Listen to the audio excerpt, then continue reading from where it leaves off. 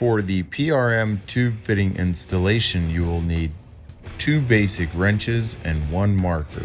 Before inserting the tube, make sure you inspect the tube for any burring, galling, or powder coat. Fully insert the tubing until it hits the shoulder of the body on the fitting. Next, mark the nut and the body to be sure you're getting a full 1 1/4 to 1 1/2 turn on the nut. While installing your misting tube, align your risers before tightening the fitting.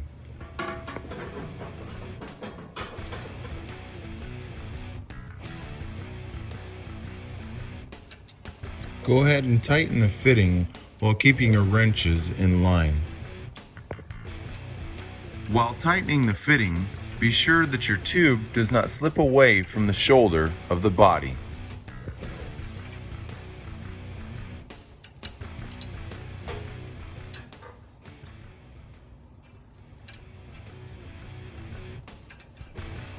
As you are tightening and the front ferrule is seating onto the tube, make sure that your tubing is absolute and in line.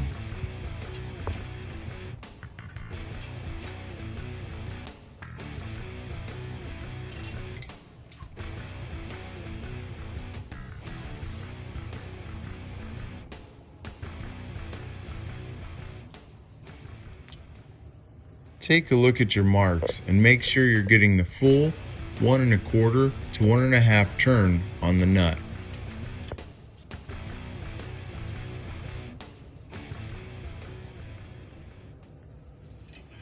Now that the PRM tube fitting has been installed properly, it will provide dependable, long-lasting, leak-free performance.